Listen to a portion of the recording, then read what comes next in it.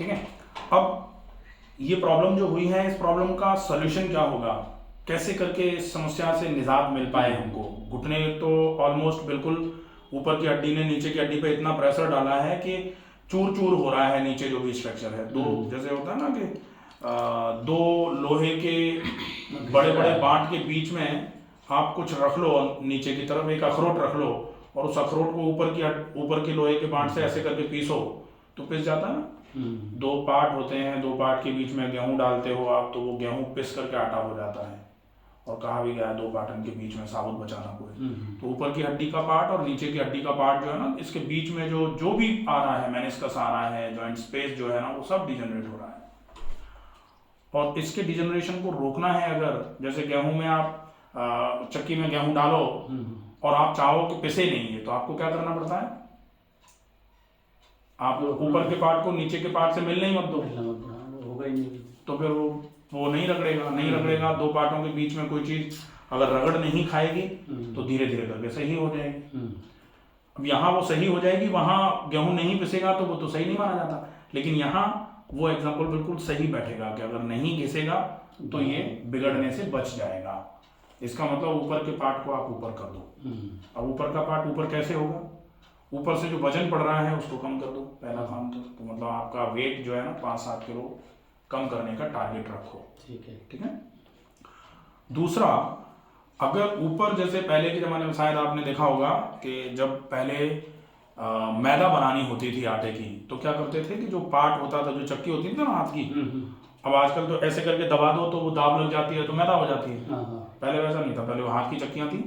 तो जो पार्ट ऊपर का होता था भारी, अगर महीन आटा पीसना है तो क्या करना पड़ता था, उसकी जो कील होती थी ना, वो किल्ला बोलते थे उसको एक तो ऊपर कर देते थे तो पार्ट दूसरे पार्ट पर रगड़ के ज़्यादा हो जाता था। और दूसरा उसके ऊपर और वजन रख दो तो फिर ऊपर का और ज़्यादा हो जाएगा।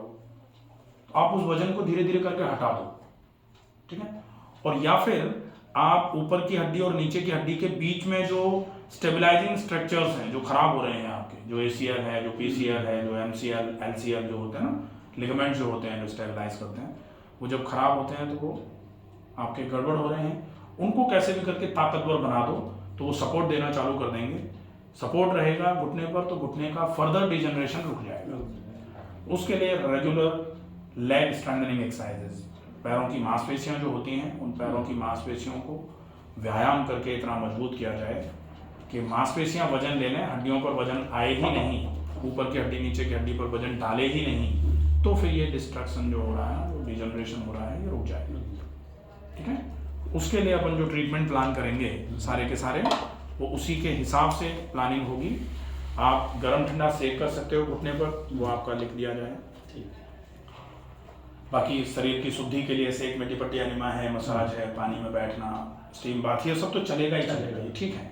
ये आपके लिए एक एड ऑन पैकेज है, ये आपकी असिस्टेंस करेगी। लेकिन मूल जो है ना वो वजन को कम करिए, by any chance, by any means. आप खाने को कम करो, आप ज़्यादा ऐसा व्यायाम करो जैसे चल के वजन कम करने की जरूरत नहीं है, तो टहल के वजन कम करने के चक्कर में और खराब हो जाएगा सब। हाँ, जोर तो पड़े ही नहीं है इस पर। फिर व्यायाम करके पैर की मांसपेशियों को मजबूत कर लीजिए ताकि जब तक वजन कम नहीं हो रहा तब तक आपकी मांसपेशियां वजन लेती रहें, हड्डियों पर वजन ना पड़े। ठीक है। इसको अपन फॉलो करेंगे, धीरे धीरे करके आराम हो जाएगा। रात को एक हल्दी गुड़ मेथी की पुलटे घुटने पर होगी तो वो ज़रूर करानी है। घुटने पर गर्म ठंडा सेक होगा, दाहिने वाले घुटने पर स्पेशली अच्छे तरीके से 2 मिनट गर्म 1 मिनट ठंडा 5 बार रिपीट करके ये ज़रूर करना है। कंप्रेस होगा दोपहर के समय में, वो भी घुटने पर होगा, वो भी ज़रूर अच्छे तरीके से फॉलो करना है। और सारा जो भी रूटीन है, यहाँ 3 टाइम ट्रीटमेंट होंगे, तीनों टाइम का प्रॉपर तरीके से रूटीन फॉलो करेंगे, आपके घुटने में डेफिनेटली बढ़िया अच्छा आराम मिल जाएगा, कोई दिक्कत नहीं है। ठीक है। एक्सरसाइज फिर आप बताओगे? बिल्कुल, पूरा अलग से एक्सरसाइजेज रहेंगी आपकी, कौन सी एक्सरसाइजेज कितनी देर और दिन में कितनी बार करनी है, ये आपको अच्छे तरीके से फॉलो करना। तो वो मुझे जो ये ट्रीटमेंट होगा उसके अलावा जो उसके अलावा सुबह शाम सवेरे शाम 2 बार तो कम से कम करना ही करना है, बाकी 3 बार करिए। एक बार पलंग से खड़े होने के पहले सवेरे कर लीजिए, जागते ही पानी पी लिया, 10 मिनट एक्सरसाइज कर ली, उसके बाद फिर मोशन जाइए। एक रात को पलंग पर जाने के बाद सोने के पहले कर लीजिए, तो 2 बार तो आपकी यही होगी। हाँ, बीच में। और दिन में 1 बार आप अपनी तरफ से जब भी आपको समय मिले तब कर लीजिए, बाकी 1 बार हम यहाँ कराएंगे, तो 4 बार आपकी एक्सरसाइजेस हो जाएंगी। और वो एक्सरसाइजेस स्पेसिफिक रहेंगी जो आपके लिए ज़रूरी हैं और जो आपको ज़रूर करनी है। बाकी नॉर्मल एक्सरसाइजेस नहीं है, सिंपल योगा वो जो है ना वो तो रूटीन है। तो रूटीन वो तो ये कराएंगे जो करनी है मुझे। हाँ, वो करनी है। पैर को घुटने से ज़्यादा मोड़ने वाला कोई काम नहीं करना है, ठीक है। जमीन पर बैठने वाला कोई काम नहीं करना है, सीढ़ी पर ज़्यादा चढ़ना उतरना नहीं करना है, बंद कर रखा है। और पालथी लगा करके बैठना आपसे होगा भी नहीं और आपको करना भी नहीं है प्रयास। ठीक है, ये आपका फॉलोअप है, इसको अच्छे तरीके जैसे से वॉक करने का ज़्यादा नहीं करना वॉक करेंगे तो क्या हो रहा है, वॉक में आप ऐसे ही चलते हो ना, ऐसे। हाँ, अब दाहिने पैर को रखा और बाएं पैर को उठाया, पूरा का पूरा वजन तो दाहिने पैर में आ जाएगा। 80 किलो पूरा।